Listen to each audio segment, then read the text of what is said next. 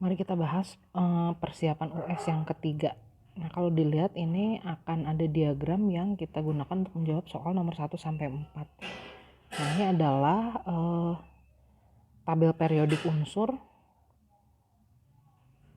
yang kalau kita urutkan ini dimulai dari golongan 1A, golongan 2A, 1A disebut golongan alkali, 2A alkali tanah, 3A golongan boron, karbon, nitrogen, oksigen, halogen, dan golongan gas mulia. Nah, golongan transisinya ini dimulai dari golongan 3B, 4B, 5B, 6B, 7B.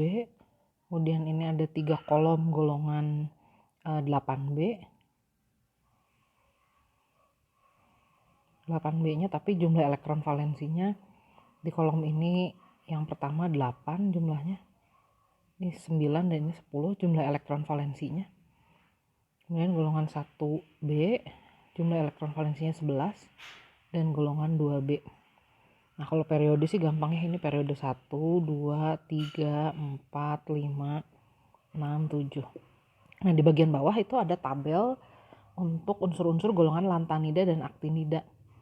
Seluruhnya ini ada di golongan 3B. Periode 6 dan periode 7. Jadi sebenarnya kedua baris itu sebenarnya bagian dari lantanium dan aktinium yang letaknya di situ. Nah, sekarang kita ditanya konfigurasi elektron untuk ion G3+. Kita lihat dulu letak G di sini adalah di golongan 6B periode 4. Jadi unsur G ini ada di golongan 6B periode 4. Karena dia golongan transisi atau golongan B, elektron terluarnya pasti ada di subkulit S dan D terakhir. Periodenya 4, jadi elektron terakhirnya ada di subkulit 4S dan 4-1 atau 3D. Jumlah elektron valensinya sesuai dengan golongannya 6. Tapi kan konfigurasi elektron akan lebih stabil kalau tidak seperti itu ya. Kalau ditata ulang menjadi 1 dan 5. Nah, jadi ini adalah konfigurasi elektron atom G. Kalau kita ingin mendapatkan konfigurasi elektron ion G3+, berarti kita harus melepas 3 elektron dari sini. Ingat, yang harus dilepas adalah elektron dari subkulit yang jumlah orbitalnya paling sedikit dulu. Subkulit 4S kan orbitalnya hanya 1. Sementara subkulit 3D orbitalnya ada 5. Jadi elektron yang dilepas itu harus dimulai dari subkulit 4S dulu. Jadi nanti 4S-nya kosong. Kemudian 3D-nya dilepas 2 elektron lagi ya. Oh, gini deh biar enak kita gambar dulu. Ini subkulit 4S-nya. Ini 3D-nya mula-mula seperti ini. Terus ini dilepas dulu 1, 2, 3. Jadi sisa elektronnya di 4S kosong. Boleh nggak usah ditulis. 3D-nya isi 3. AR 4S 0, 3D 3. Atau 3D 3 aja ya. Oh sorry, bukan KR, AR ya. Yang kedua, jika unsur A dan B berikatan kimia, maka pernyataan yang tepat mengenai senyawa yang terbentuk adalah, kita lihat dulu ke sini, A itu ada di golongan berapa sih? Nah, A itu ada di golongan 3A periode 3.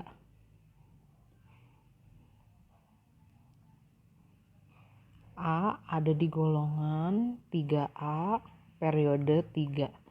Sementara B itu ada di golongan, kita lihat dulu di sini, 6A periode 2. Berarti konfigurasi elektronnya kita tentukan dulu. Si A ini golongan 3A berarti elektron terluarnya jumlahnya 3. Blok P pasti ini karena golongan 3A. Oh ya, saya ulas dulu deh bloknya supaya nggak lupa. Nah, supaya nggak lupa ini yang blok dikasih warna biru ya. Yang disebut unsur blok S itu semua yang ada di sini nih. Di golongan 1A dan 2A. Nah, ini disebut blok S. Kalau yang ada di golongan 3A sampai 8A, ini disebutnya blok P. Yang ada di tengah ini berarti blok D. Nah, unsur-unsur yang ada di blok S, elektron terluarnya itu ada di subkulit NS-nya saja. Kalau blok D, elektron terluarnya ada di subkulit NS sama N-1. D dengan N adalah periode. Kalau blok P, elektron terluarnya ada di subkulit NS dan NP. Jadi nanti digabungkan, dijumlahkan elektron valensinya. Itu nanti akan menjadi penanda golongan. Sementara N-nya itu artinya adalah periode. Oke, balik lagi ke yang tadi ya. Jadi kita punya unsur A ada di blok P. Karena dia golongan 3A, unsur B juga ada di blok P. Kalau gitu elektron keluarnya ada di subkulit S dan P. Dengan periode 3. Jadi elektron terluarnya di subkulit 3S dan 3P untuk A. Kalau B ada di 2S dan 2P. Karena periodenya 2. Jumlah elektron valensinya 3. 2 ditambah 1, 3. Nah, di sini pasti ada Ne. Kalau unsur B, jumlah elektron valensinya 6. Jadi 2 dan 4. Sebelum 2S ada subkulit 1S. Nah, dari sini ketahuan bahwa A ini adalah unsur logam. Kenapa? Karena dia elektron terluarnya 3. Dia akan mudah melepaskan elektron untuk mencapai konfigurasi oktet. Sedangkan B, jumlah elektron valensinya 6. Berarti dia lebih mudah menarik elektron ya untuk mencapai konfigurasi oktet. Jadi B itu bersifat non-logam. Nah, ikatan yang terbentuk antara unsur logam dan non-logam itu disebut ikatan ionik. Ini terbentuk karena masing-masing unsur membentuk ion. A, elektron valensinya 3, jadi dia cenderung melepaskan 3 elektron supaya oktet. Jadi cenderung bermuatan 3+. Sementara B, jumlah elektron valensinya 6, supaya jadi oktet dia akan menarik 2 elektron, jadi muatannya 2-. Jadi senyawa yang terbentuk adalah A2B3. Jadi pernyataan ini kebalik, harusnya A2B3. Jenis ikatannya ionik betul karena terdiri dari logam dan non-logam. Lelehannya tidak menghantarkan listrik salah karena lelehan ionik menghantarkan listrik. Larutannya menghantarkan listrik betul karena larutan ionik itu biasanya terurai jadi ion sehingga dia menghantarkan listrik. Jadi pernyataan yang benar nomor 2 dan 4. Nomor 3, pernyataan yang tepat untuk unsur F. Nah, ini unsur F-nya bukan unsur fluor, tapi ini unsur yang ada di sini. Kita lihat F ini di sini letaknya di golongan 7A periode 3. Kita tuliskan dulu konfigurasi elektronnya. F-nya ini ada di golongan 7A periode 3. Ini F-nya bukan fluor ya, ini pemisalan aja. Dia sebenarnya ada di tempatnya klor sih ya. Ini unsur klor sebenarnya. Oke, ada di golongan 7A berarti dia blok P. Elektron terluarnya pasti ada di subkulit S dan P. Periodenya 3. Jumlah elektron valensinya 7. Jadi begitu konfigurasi elektronnya. Nah, yang ditanya adalah bilangan kuantum elektron yang terakhir. Jadi elektron terakhir yang kita tuliskan itu ada di sini ya, yang di subkulit 3P. Saya kasih warna lain. 5. Nah, itu elektron yang terakhirnya. Ini adalah elektron yang terakhirnya. Dia punya bilangan kuantum utama, azimut, magnetik, dan spin. Bilangan kuantum utama itu ngelihat dari kulit keberapanya. Dia ada di kulit ketiga. Bilangan kuantum azimut itu menyatakan subkulitnya. Dia ada di subkulit P. Kode untuk subkulit itu ingat begitu. Dia ada di subkulit P berarti L-nya 1. Dia ada di orbital yang tengah, nilai M-nya itu dari 0 sampai plus 1, dari -1 sampai +1, dia ada di M yang sama dengan 0. Nah, spinnya arah panahnya itu ke bawah berarti dia berlawanan arah jarum jam rotasi elektronnya. Jadi bilangan kuantumnya 3, 1, 0, min setengah. 3, 1, 0, min setengah. Betul semua. Bersifat non-logam tentu karena dia golongan 7A. Ditemukan di alam dalam bentuk molekul diatomik karena dia adalah golongan halogen. Berarti betul, biasanya unsur-unsur halogen membentuk molekul diatomik. F2, Cl2, Br2, I2 ya. Bersifat oksidator. Nah, yang bersifat oksidator ini biasanya cenderung mengalami reduksi. Potensial reduksinya besar atau cenderung menarik elektron. Cenderung jadi ion negatif. Nah, ini juga betul ya. Karena itu adalah sifat golongan halogen, golongan 7A. Dan membentuk asam betul juga. Karena semua unsur golongan halogen kalau berpasangan dengan hidrogen kan dia akan membentuk asam. Sifatnya asam. Jadi keempat pernyataan benar. Nomor 4. Nah, ini ada rumus-rumus molekul yang terbentuk dari senyawa-senyawa yang ada di tabel periodik unsur. Kita lihat satu-satu ya. Berarti ada unsur C, B, C, D, E, F. Kita tuliskan dulu golongannya karena kita perlu tahu. B, C, D, E, F. B ini ada di mana posisinya? Kita cek dulu di sini. Unsur B ada di golongan 6A periode 2. Berarti dia golongan 6A periode 2. Kita pakai konfigurasi elektron versi Niels Bohr aja gitu ya. 6A gini. C itu ada di golongan mana C ini nih. C itu hidrogen. C itu dia cuman memiliki 1 elektron valensi, golongan 1A periode 1. D itu ada di sini, golongan 5A periode 2. Jadi kalau ditulis versi konfigurasi elektron Niels Bohr-nya begitu. E ini ada di golongan 5A periode 3. Berarti konfigurasi elektronnya begini. Sementara F itu ada di tadi ya, golongan 7A periode 3.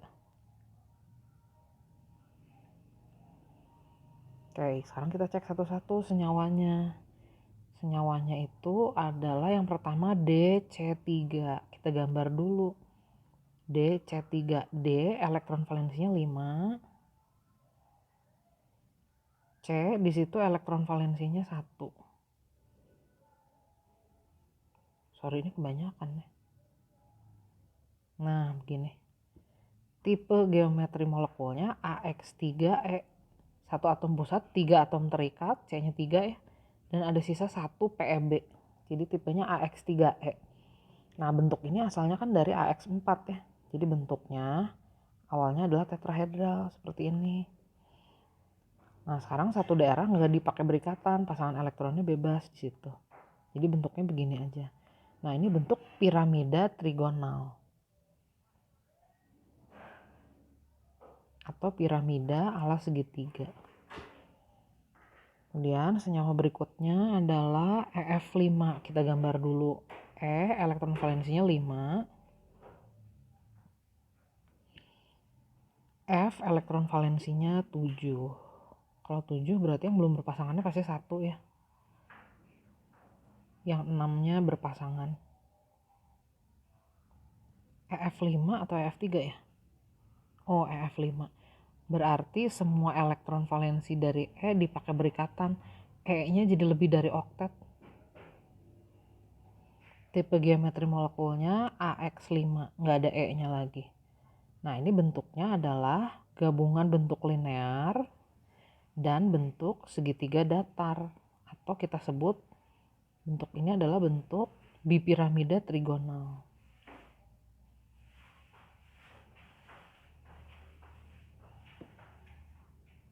Oke, kita lihat senyawa berikutnya C2B.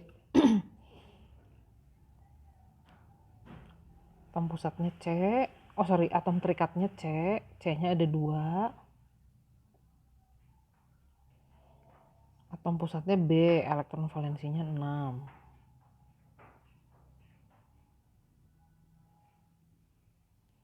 Tipenya AX2E2 ya. 1 atom pusat, 2 atom terikat, 2 PeB. Nah, ini bentuknya asalnya dari tetrahedral. 2 daerah tidak dipakai berikatan. Jadi ada 2 PeB. Nah, ini seperti huruf V ya. Bentuk geometri molekulnya. Jadi piramida trigonal, bipiramida trigonal, dan huruf V. Ini salah, harusnya piramida trigonal. Ini betul, bipiramida trigonal. Ini salah, harusnya huruf V. Jadi yang betul nomor 2 saja. Kita lanjut. Nomor 5. 27,9 gram padatan seng nitrat hidrat dipanaskan. Jadi kalau ini 27,9 gram dipanaskan, setelah dipanaskan, pertama kan dia dilarutin dulu ya. Setelah dipanaskan nanti H2O-nya menguap. Nah, setelah dipanaskan, setelah H2O-nya menguap, diketahui massa padatan anhidrat yang tersisanya 18,9 gram.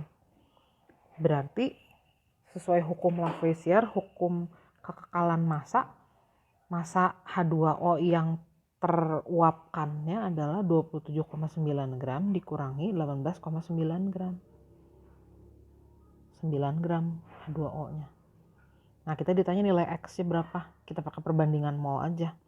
Perbandingan koefisien sama dengan perbandingan mol. Saya pindah ke sini ya. Ini senyawanya. Seng nitrat. Hidrat mengikat air. Dia dipanaskan jadi terpisah molekul anhidratnya dan molekul airnya. Airnya 9 gram. Senyawa anhidratnya 18,9 gram. Kita hitung dulu ini berapa mol. Mol itu massa dibagi massa molekul relatif ya. Massa molekul relatif air 18, jadi jumlah mol airnya 0,5 mol. Nah, massa molekul relatifnya ZnNO3 2 kali kita hitung. ARZN 65 ditambah 2 kali AR nitrogen ditambah 6 kali AR oksigen. 189 mR-nya. Jadi molnya 0,1 mol. Nah, menurut hukum Avogadro, perbandingan koefisien itu sama dengan perbandingan mol. Nah, di sini koefisien ZnNO3 adalah 1, koefisien H2O adalah X, sama dengan perbandingan molnya. Jadi kita dapat X-nya. Jadi senyawa yang dimaksud adalah zinc nitrat pentahidrat.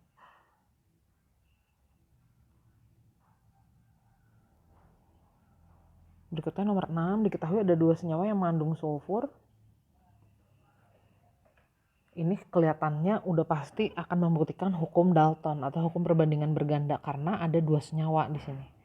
Mengandung unsur yang sama, dua-duanya sama-sama mengandung sulfur dan oksigen. Nah, jika perbandingan massa oksigen dalam kedua senyawa adalah sebanding atau 1:1, nah ini massa oksigennya kita jadikan 1:1 dulu nih. Supaya jadi 1:1, ini kita kaliin 6 aja, ini kita kaliin 5 ya. Jadi ntar kan 300/300. Itu kan 1:1. Nah, yang ditanya perbandingan massa sulfurnya berapa? Kalau sesuai hukum Dalton nanti harus merupakan bilangan bulat sederhana. Kita perlakukan juga nih. Ini kan tadi dikali 6. Massa oksigennya, massa sulfurnya juga dikali 6. Tadi massa oksigennya yang bawah dikali 5. Ini juga dikali 5. Jadi perbandingannya adalah 300/200 atau 3:2.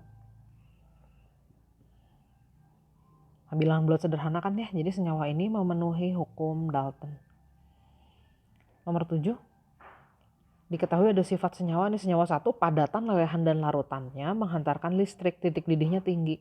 Kalau padatannya aja menghantarkan listrik, udah pasti sih ini senyawanya senyawa logam. Bayangkan aja batangan logam gitu, itu kan senyawa logam ya. Nah, yang kedua, hanya menghantarkan listrik dalam bentuk lelehan dan larutan. Ini adalah ciri dari senyawa ionik. Kalau yang ketiga, ini sama sekali tidak menghantarkan listrik dalam bentuk padatan, lelehan maupun larutan. Berarti ini adalah senyawa kovalen, tapi yang sifatnya nonpolar, karena dia waktu dilarutkan dalam air tidak menghantarkan listrik. Kalau yang keempat, larutannya masih menghantarkan listrik, berarti ini senyawa kovalen polar, karena kalau dia dilarutkan dalam air, dia masih terurai menjadi ion, atau di situ masih ada transfer elektron, masih ada pergerakan elektron di situ. Yang ditanya di soal yang merupakan senyawa ionik dan kovalen polar. Jadi jawabannya 2 dan 4. Nomor 8. Reaksi antara H2SO4 dan NaOH menyebabkan kenaikan suhu campuran 10 derajat Celcius.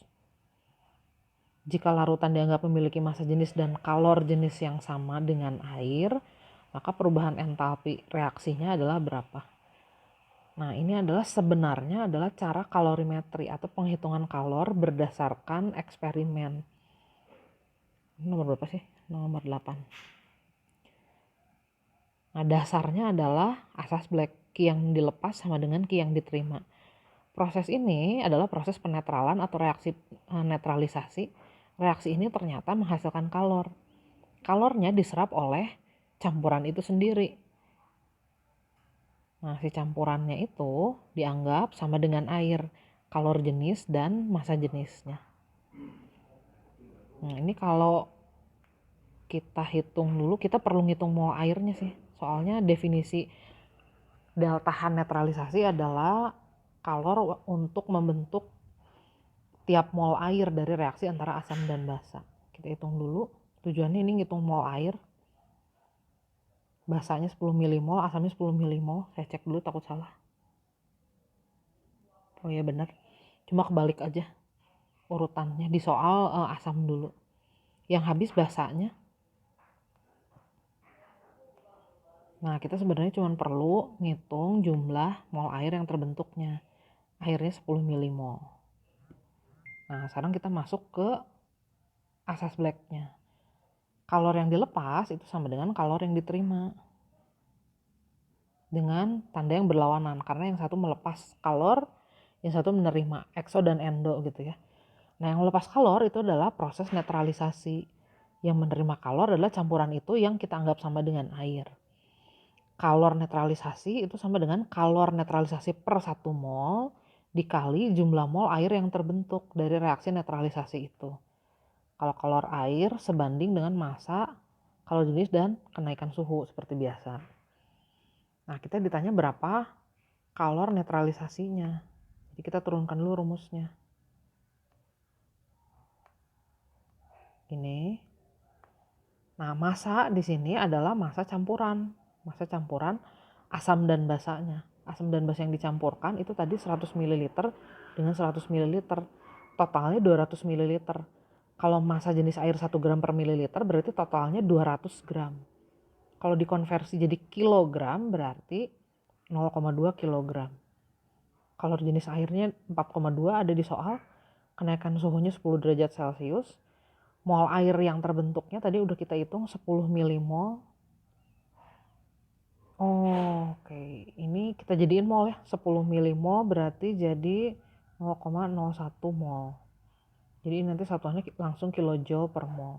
Nggak masalah sih sebenarnya kalau yang di atasnya joule juga ya. Tadi masanya nggak usah dijadiin kilogram, nggak masalah.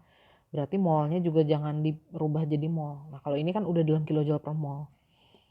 Tinggal kita hitung, ini berarti 0,2 dikali 4,2 dikali 10 dibagi 0,01. Jawabannya adalah min 840 kilojoule per mol. Jadi reaksi ini reaksi eksoterm melepaskan kalor sebesar sekian.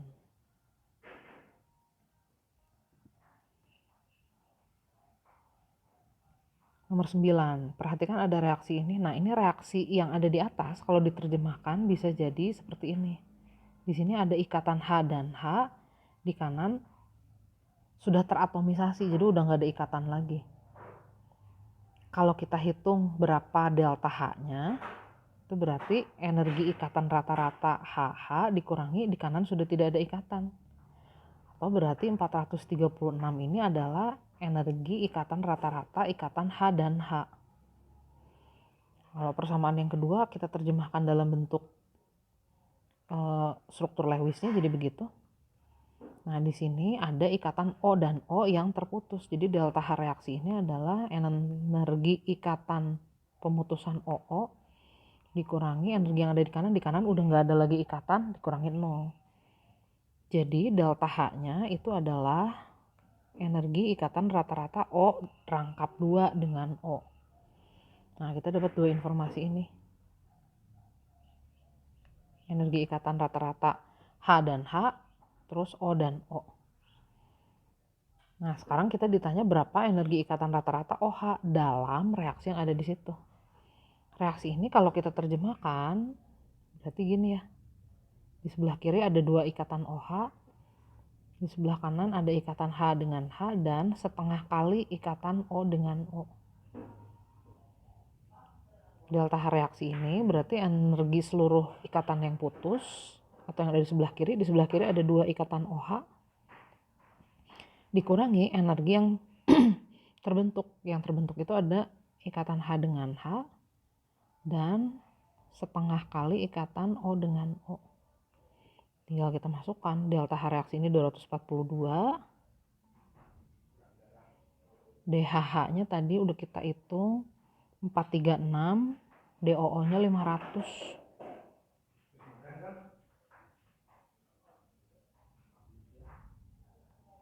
Nah, jadi kita dapat DOH-nya 242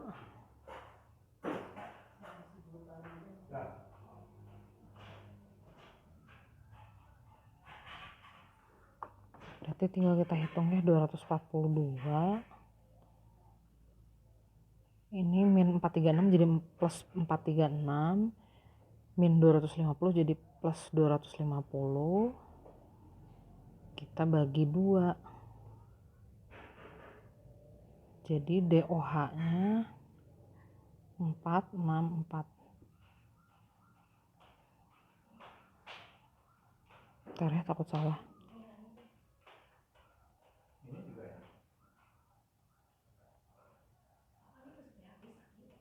242 plus 436 plus 250 dibagi 2, 464 jawabannya. Udahlah, pilih yang paling dekat deh ini ya. Ini ada yang salah nggak sih? Oh enggak, ya udah pilih yang paling dekat aja. 464 jawabannya sebenarnya. Nomor 10. Nah, ini soal hukum Hess nih. Diketahui ada reaksi gini, H2O terurai jadi H2 dan O2, delta H penguraiannya plus 242 kJ. Jadi ini artinya kalau air menyerap energi, menyerap kalor, dia akan terurai. Nah, di sini delta H reaksinya positif. Jadi artinya tingkat energi produk itu lebih tinggi daripada reaktannya. Reaksinya endoterm. Jadi pasti gini nanti. Arah panahnya dari bawah ke atas. Nah, karena 242 berarti delta H-nya kan 242. Kalau dikasih skala berarti ini min 242, ini 0 gitu. Atau boleh juga sih ini 242, ini 0, sama aja. Jadi kita tinggal pilih mana grafik yang paling tepat. Ini bisa ya nomor 1. Yang nomor 2 enggak, karena produknya di sini energinya lebih tinggi ya, entalpinya lebih tinggi, jadi enggak. Nomor 3 ini boleh nih. Enggak ya, ini produknya jadi ke bawah ya, tanda panahnya ke bawah. Jadi jawaban yang tepat ya nomor 1 aja sih.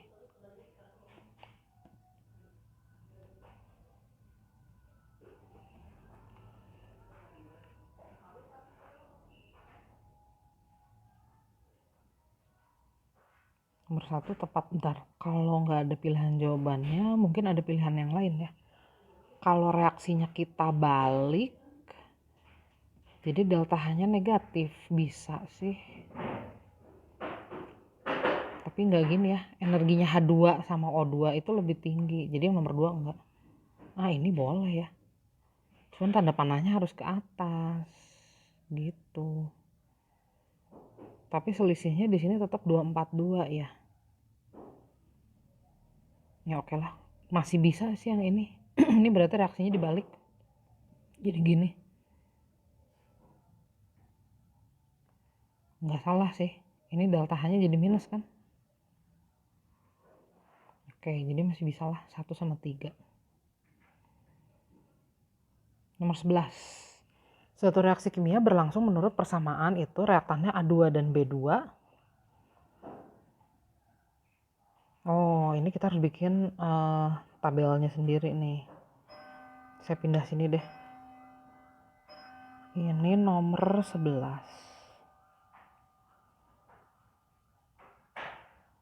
Jadi ada beberapa reaksi, konsentrasi A2 dan B2-nya divariasikan. Misalkan aja yang pertama konsentrasinya A2 sama B2, lajunya adalah V. Terus jika hanya A yang dinaikkan 2 kali lipat, asumsinya B-nya tetap, laju reaksi jadi 4 kali lebih cepat. Jadi kalau A-nya dijadikan 2A2, B2-nya tetap, lajunya jadi 4V. Berikutnya, kalau A dan B2 masing-masing dinaikkan 3 kali lipat, laju reaksinya jadi 9 kali laju semula. Jadi ini dijadikan 3 kali A2, ini jadi 3 kali B2, dia jadi 9V. Kita bandingkan aja sekarang V1 sama V2 dulu gitu. V1-nya V, V2-nya 4V. Persamaan laju kan nanti bergantung dari konsentrasi reaktan-reaktannya ya. Kita cari order reaksinya. Ini kan A2 nih di persamaan 1, di percobaan 1 dengan 2A2. Konsentrasi B2-nya tetap. Nah, dari sini jadi kita dapat 1/4 sama dengan setengah pangkat X. Tahu X-nya 2. Nah, terus kita bandingkan lagi V. Mau yang mana nih? Sama aja lah. Mau 1,3 boleh sih.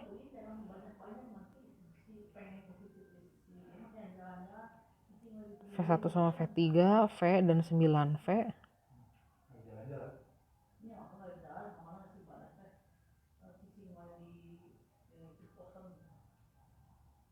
Jadi A2 sama 3A2. Ini B2 sama 3B2. Jadi nanti kita dapat 1/9 sama dengan 1/3 pangkat X, 1/3 pangkat Y. Atau 9 sama dengan 3 pangkat X dikali 3 pangkat Y. 3 pangkat 2, ini jadi 3 pangkat X dikali 3 pangkat Y. Berarti kan X ditambah Y-nya 2 ya. Tadi kita udah dapat X-nya 2. Berarti Y-nya 0. Nah, jadi reaksi ini persamaan lajunya V sama dengan K dikali konsentrasi A2 pangkat 2, B2-nya pangkat 0. Kalau pangkat 0 kan berarti nggak ngaruh ya terhadap laju reaksi konsentrasi B2-nya. Jadi cukup gitu aja persamaan laju reaksinya. Kita lihat apa yang ditanya di sini. Gitu. Lanjut, berikutnya kita melakukan 3 kali percobaan di sini pelarutan logam natrium dalam asam nitrat encer. Nah, ini setiap data variabel bebasnya beda-beda nih. Yang pertama suhunya 25, konsentrasinya 0,1, bentuknya bongkahan. Nah, kita ditanya mana yang paling lambat. Kalau paling lambat berarti suhunya paling rendah, konsentrasi HNO3-nya paling rendah, luas permukaannya paling kecil atau bentuk Na-nya paling besar. Jadi pasti yang satu paling lambat nih. Jadi satu paling lambat. Yang paling cepat berarti yang suhunya tinggi, konsentrasinya tinggi, luas permukaannya besar. Itu. Yang kedua pasti di tengah-tengahnya. Jadi jawabannya 1, 2, 3. Diurutkan dari yang paling lambat kan. Gitu. Nomor 13. Ini tentang kesetimbangan. Ada reaksi penguraian natrium bikarbonat. Penguraiannya 50%. Kita ditanya berapa Kp-nya. Tuliskan dulu aja lah reaksinya. Ini nomor 13.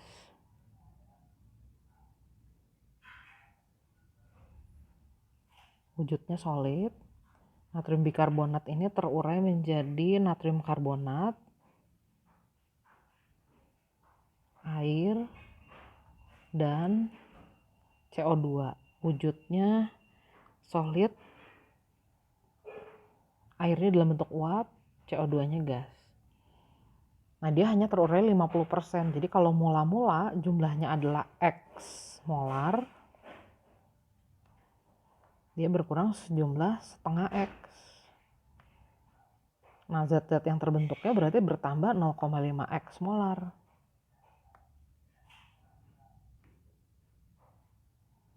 Jadi nanti di akhir ini sisanya tinggal 0,5 X.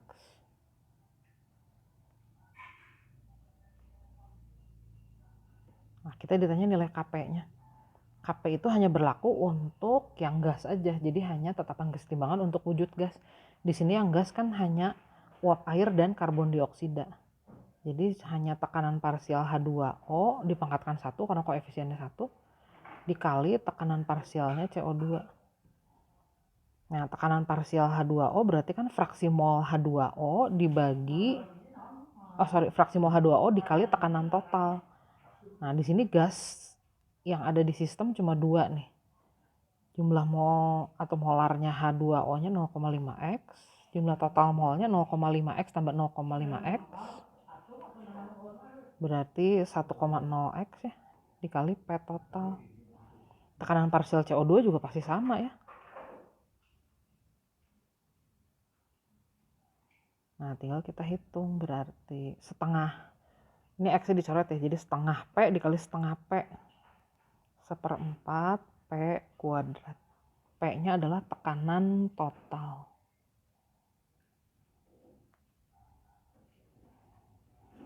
Oke, ini reaksi yang tadi lagi.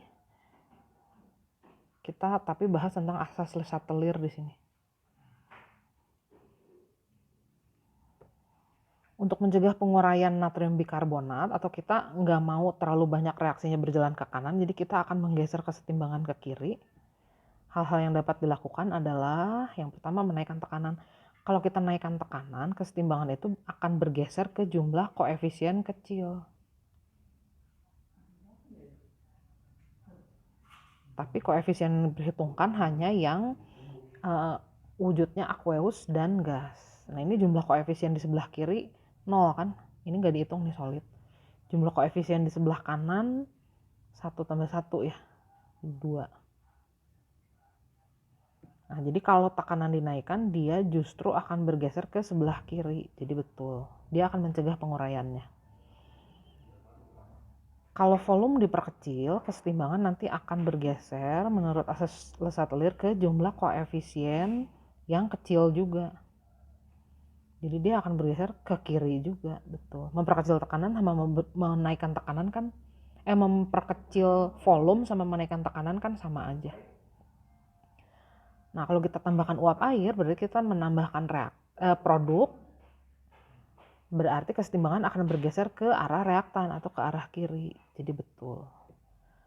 Nah, kalau suhu dinaikkan, kesetimbangan akan bergeser ke pihak endotherm. Ini delta H reaksi ini delta H kan harusnya dari sebelah sini ya. Delta H-nya positif, jadi reaksi ke kanannya itu adalah reaksi endotherm. Reaksi ke kirinya adalah reaksi exotherm. Kalau kita naikkan suhu, kesetimbangan bergeser ke pihak endotherm. Jadi ini justru akan menggeser kesetimbangan ke kanan. Penguraiannya akan lebih banyak.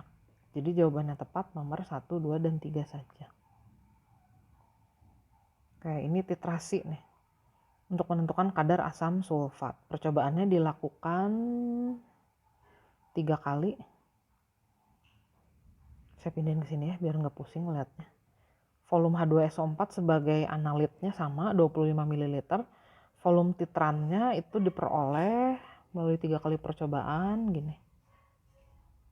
Kalau kita rata-ratakan volume rata-ratanya ini 25 ml H2SO4-nya. Volume NaOH-nya kalau dirata-ratakan 40 ml. Konsentrasi titrannya 0,2 molar. Konsentrasi H2SO4-nya kita misalkan X molar ya. Nah, ini yang ditanya kadar H2SO4-nya berapa. Nah, dalam titrasi itu berlaku asam dan basanya tepat bereaksi saat mencapai titik ekivalen. Berarti hasil kali molar, volume, dan valensinya sama. Cara cepatnya kan gitu ya. Molar H2SO4 kita belum tahu, volume rata-ratanya 25 ml, valensi H2SO4 2. Molar NaOH-nya tadi adalah 0,2 molar, volume rata-ratanya 40 ml, valensi NaOH 1. Jadi kita dapat X-nya dalam satuan molar. Berarti ini jadi 8/50 ya, atau 0,16 molar. Nah, kita ditanya berapa persennya. Berarti ini tinggal dikonversi aja dari molar jadi persen. Pakai cara ini aja biar cepet. Jadi 0,16 itu sama dengan persentasenya dikali 10 dikali massa jenis. Pasti ada nih di soalnya massa jenisnya. Massa jenisnya 1,8, MR-nya 98.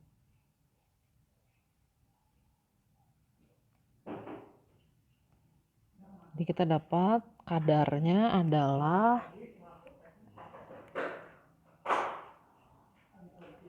0,16 dikali 98 dibagi 18. 0,87%. Nah, ini nggak dikali 100 lagi ya. Nah, kalau pakai rumus langsung ini persennya itu nggak usah dibagi 100. Jadi di sini juga nggak dikali 100 lagi. Nomor 16. Nah, ini ada campuran nih. Campuran NH3 sama H2SO4. Kita perlu ngitung dulu nih sisanya. Persamaannya sih sama ya. NH3 direaksikan dengan H2SO4. Hasilnya adalah garam amonium. Koefisiennya gini ya. 2, 1, 1. Nah, ini yang pertama, mula-mula NH3-nya itu 0,2 molar 100 ml, berarti 20 milimol. H2SO4-nya 0,2 molar 50 ml, jadi 10 milimol ya. 50 kali 0,2 betul. Nah, kalau bereaksi berarti ini dua-duanya habis ya. Berarti kita akan memperoleh sisa garam asam.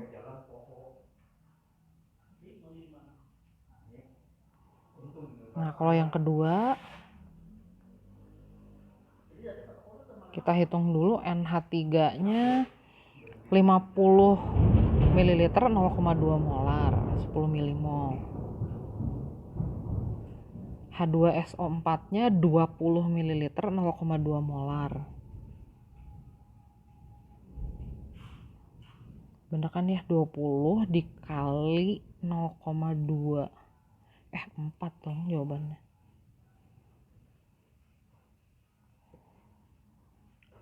Jadi yang habis yang ini ya. Tulis lagi lah biar kelihatan.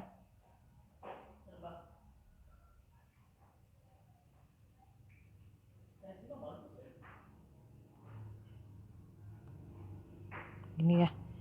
Nah, ada sisa basa lemah nih di sini.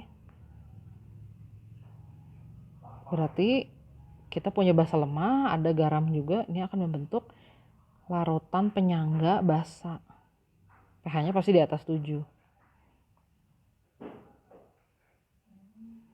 Kalau yang ini tadi garam asam, pH-nya pasti di bawah 7.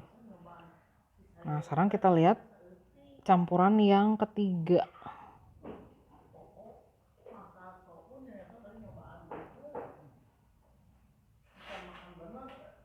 Nah, ini kita hitung dulu nih. NH3-nya berapa milimol nih? 50 ml 0,2 molar 10 milimol. H2SO4-nya 50 ml 0,2 molar 10 milimol juga. Nah, kalau gini yang habisnya NH3 ya.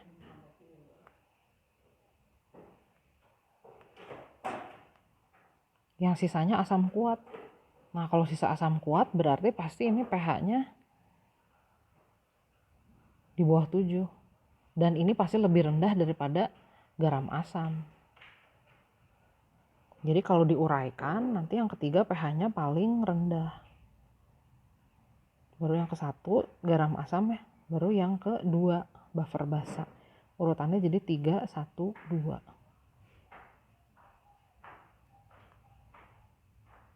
17, ini kita ditanya mana campuran yang akan membirukan lakmus. Kita punya asam lemah dan basa kuat. Kalau kita pengen dapat campuran yang membirukan lakmus, minimal ini harus dua-duanya habis ya. Kalau dua-duanya habis kan akan membentuk garam basa. Terus bisa juga kalau KOH-nya berlebih. Nanti kan sisanya basa kuat, pH-nya pasti di atas 7, pasti akan membirukan lakmus. Tapi kalau CH3COH-nya berlebih, itu nanti akan jadi penyangga asam. Itu nanti tidak akan membirukan lakmus. Jadi kita cobain satu-satu ya. Ini mirip kayak soal sebelumnya. Persamaannya CH3COOH ditambah KOH.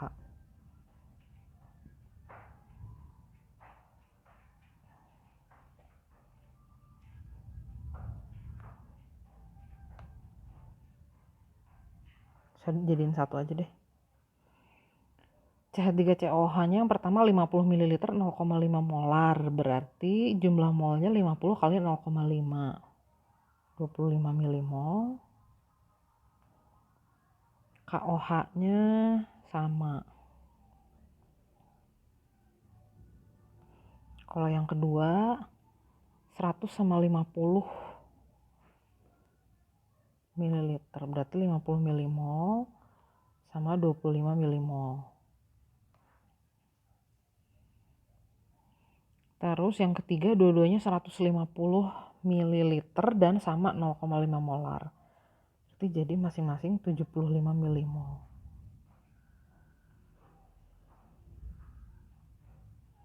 Nah, baru kita reaksikan. Ini yang habisnya dua-duanya tepat bereaksi. Berarti kita akan memperoleh garam basa. Karena yang mengalami hidrolisisnya kan ion CH3COO- aja ya. Dia akan menghasilkan ion OH- tambahan. Garam basa pH-nya pasti lebih dari 7. Nah, kalau campuran yang kedua, yang habisnya itu adalah asamnya. Basanya tersisa. Kita punya sisa, kebalik. Yang habis itu basanya. Yang sisa itu asam lemahnya. Berarti dia akan membentuk larutan penyangga atau buffer asam. pH-nya pasti di bawah 7. Kalau yang ketiga, ini dua-duanya habis. Jadi dia garam basa juga sih. Kalau sifat garam kan ngikutin yang mana yang kuat. Yang kuatnya KOH, KOH-nya basa. Jadi dia akan jadi garam basa. pH-nya lebih dari 7. Yang membirukan lakmus berarti ya nomor 1 dan 3 ya. Gitu. Mau dihitung juga nggak nih pH-nya? Kalau misalnya mau dihitung, kita hitungin di sini deh. Larutan yang pertama kan dia jadi garam asam. Cara ngitung pH-nya gini. Kali konsentrasi CH3COO-. Kalau yang kedua dia jadi larutan penyangga asam. Oh sorry, ini garamnya garam basa ya, bukan H+ dong. Oh H-. Penyangganya penyangga asam.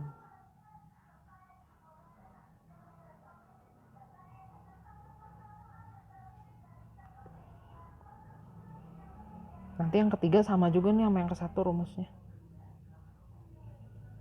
Ka-nya emang nggak ada ya kayaknya. Kita anggap aja 10 pangkat min 5 kalau gitu. Konsentrasi CH3COO-nya dari yang pertama kita lihatnya CH3COO-nya kan 25 milimol nih. Volume totalnya tadi yang pertama itu 50 tambah 50 jadi 100 ml.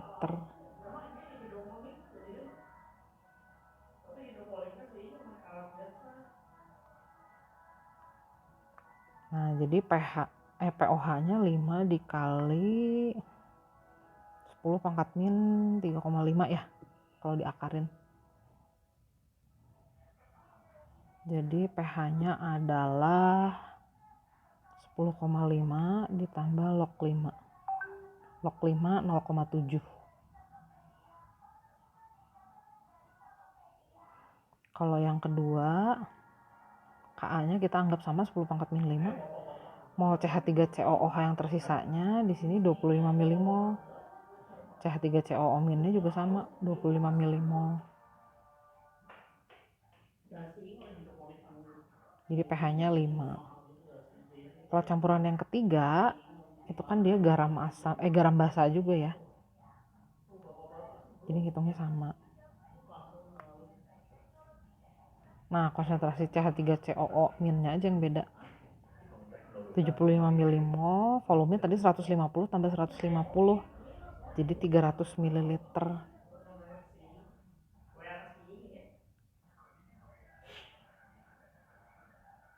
Itu 1/4 kan ya. Jadi akarnya langsung keluar setengah. Gini. Jadi POH-nya 4,5 ditambah log 2.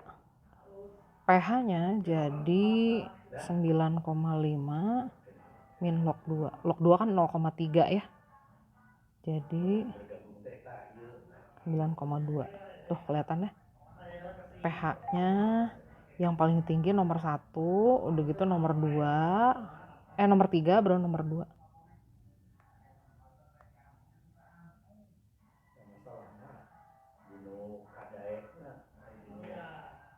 Oke. Berikutnya nomor 18, HCl direaksikan dengan NH3. Dua-duanya gas dulu nih. Nggak apa-apa, kita hitung molnya dulu pakai persamaan gas. Baru nanti kan keduanya digabungkan. Nanti kita lihat volume totalnya.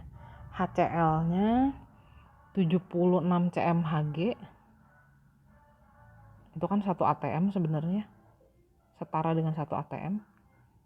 Suhunya 27 derajat Celcius. Setara dengan 27 ditambah 273 Kelvin, 300 Kelvin. Direaksikan dengan HCl-nya 2,4 ml. NH3-nya 9,6 ml. 38 cmHg. Ini dibagi 76 aja, berarti setengah atm. Suhunya 27 derajat Celcius juga, berarti 300 Kelvin. Terus pertanyaannya, dilarutkan hingga 500 ml. Kemudian ke dalamnya diteteskan larutan kadmium 2 klorida encer. Oke, itu nanti urusan belakangannya. Kita hitung dulu aja nih berapa mol. Nah, kita hitung molnya di sini ya, mol HCl-nya. Kan P dikali V itu sama dengan nRT. Berarti mol itu adalah, saya geser sedikit ke bawah. Molnya HCl berarti PV dibagi RT. Nah, mol HCl berarti tekanannya 1 atm, volumenya 2,4 ml. Jadi 1 dikali 2,4 dibagi R-nya 0,08 aja. Suhunya 300 Kelvin. Kan jadi 2,4 dibagi 24 ya, 0,1 mol. Milimol, sorry. Kan itu dalam mililiter ya, volumenya. NH3-nya juga sama. Tekanannya 0,5 atm. Volumenya 9,6 ml. R 0,08, suhunya 300 Kelvin. Ini berarti jadi 4,8 dibagi 24, 0,2 mol ya. Kita masukin sini. Sorry, milimol ini.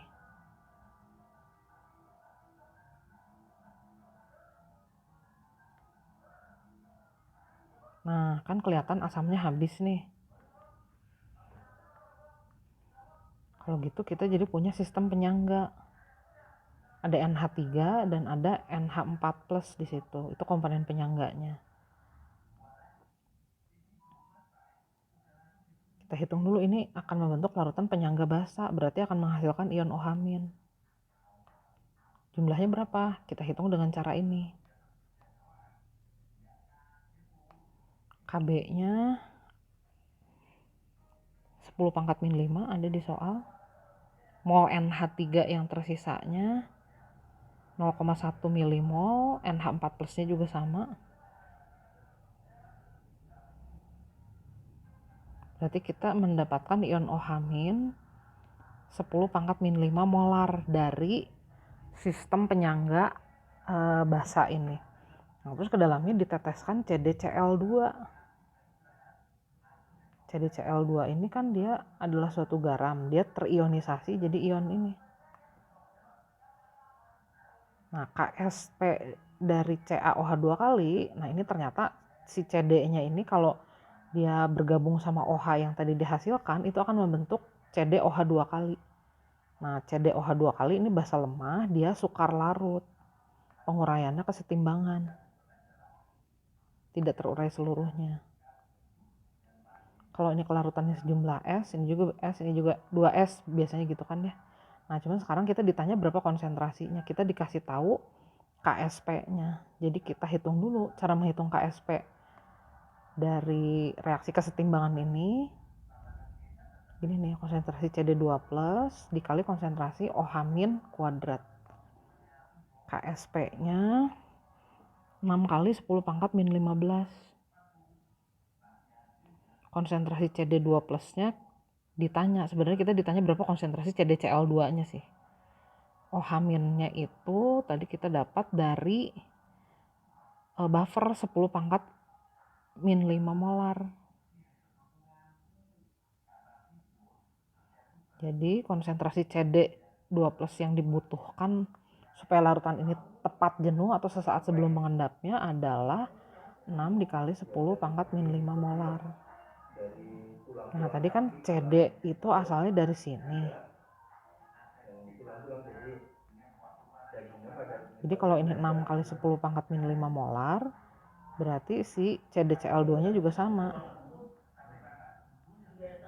Jadi jawabannya 6 kali 10 pangkat min 5 molar saja yang ditambahkan, campuran itu sudah mengendap. 19. Diketahui ada senyawa Ag2S, Ag3PO4, Ag2CRO4. Kita ditanyanya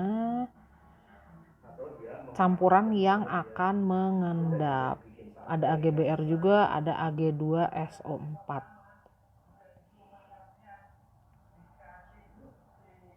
Nah, berarti kita harus ngecek Ki-C ini masing-masing campurannya. Campuran yang pertama AgNO3 dicampur dengan Na2S. Nah, di sini ada ion Ag dan ada ion S2-. Kita cek apakah hasil kalinya lebih dari Ksp-nya atau enggak. Jadi, untuk nomor 19 kita cek dulu berapa Ki-C dari Ag2S. Kan Ag-nya ada 2 ya, jadi pasti gini. Si Ag-nya itu sumbernya dari AgNO3. Konsentrasi itu kan mol dibagi volume total ya. Kita hitung dulu mol Ag plusnya. Mol itu kan volume dikali molar ya. Jadi 0,02 dikali 200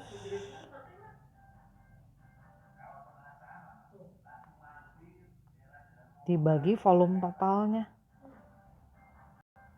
Kan kita menggabungkan dua larutan yang ada di sini ya. Volume totalnya jadi 200 ditambah 200. Volume totalnya 400. Jadi nanti yang di atas satuannya milimol, yang di bawah mililiter gitu ya. Nah, S2-nya asalnya dari Ag2S. 200 ml 0,02 molar juga. Jadi jumlah molnya sama. Gitu. Volume totalnya karena digabung jadi sama. Jangan lupa kuadratnya. Nah, ini kalau dihitung jadi 0,5 dikali 0,02 berarti 0,01 kuadrat, berarti 10 pangkat min 4 dikali Ini 0,5 dikali 0,02 berarti 0,01, 10 pangkat min 2. Nah, Q-nya itu adalah 10 pangkat min 6. Sementara di soal dikasih tahu KSP Ag2S itu adalah 2 kali 10 pangkat min 49. Jelas Q-C kita lebih besar dari itu ya. Q-nya tadi 1 kali 10 pangkat min 6. Q-nya lebih besar ya. Kalau lebih besar berarti mengendap. Jadi yang nomor 1 mengendap. Nah, yang nomor 2 Ag3PO4 nya kita cek juga sama kayak tadi. Nomor 2 kita menggabungkan AgNO3 sama Na3PO4. Kita hitung dengan cara yang sama. Konsentrasi Ag-nya dikali PO4 nya. Kita hitung dulu aja ya. Q-C Ag3PO4. Ini kan Ag-nya ada 3 ya. Jadi pasti pangkat 3.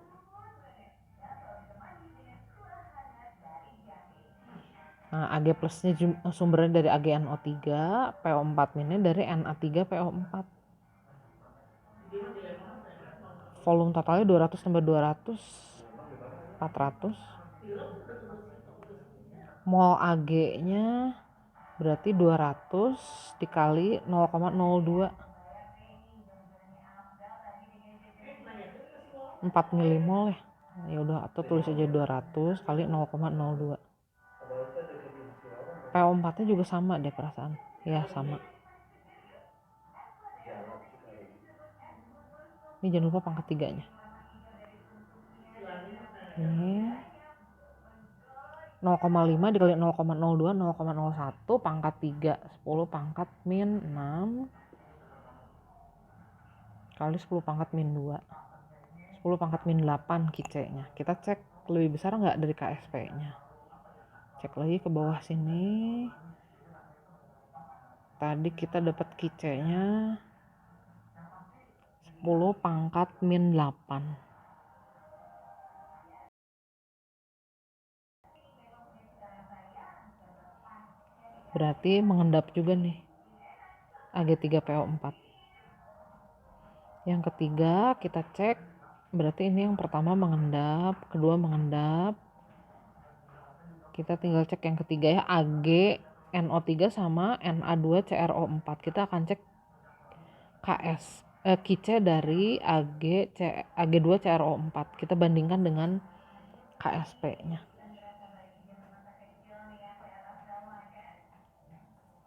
Ini Ag-nya ada 2. Jadi Ag plusnya pasti dikuadratkan. Sama kayak tadi, konsentrasi itu adalah jumlah mol dibagi volume total. Ini jumlah molnya juga sama ya. 0,02 kali 200, volumenya 400.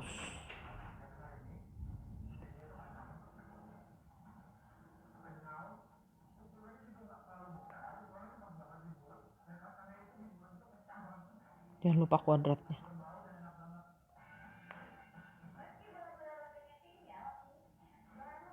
Ini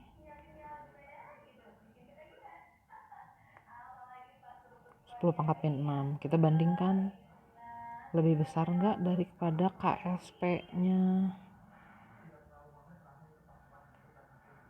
Ternyata lebih kecil ya. Kalau gitu berarti yang ketiga tidak mengendap. Ini larut. Yang keempat kita hitung Q-nya AgBr.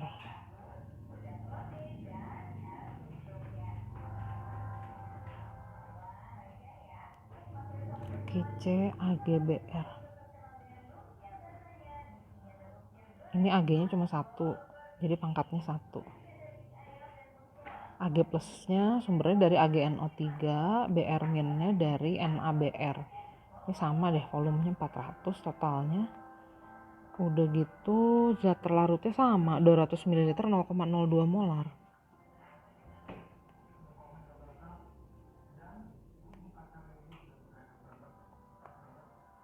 Gini ya, 10 pangkat min 4. Kita cek nih mengendap nggak. Q-nya 10 pangkat min 4. Berarti lebih besar Q-nya ya, berarti mengendap. Yang kelima terakhir kita punya Ag2SO4 lagi. Kita cek dulu. Kice Ag2SO4. Ag-nya ada 2.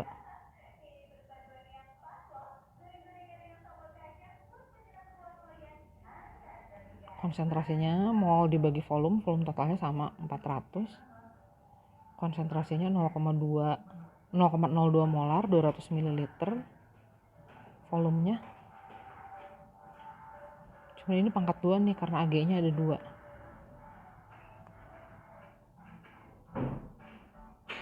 10 pangkat min 6 lebih besar atau lebih kecil nih daripada KSP-nya? Nah, lebih kecil ya. Berarti yang nomor 5 larut. Jadi campuran yang akan mengendap adalah nomor 1, 2, dan 4.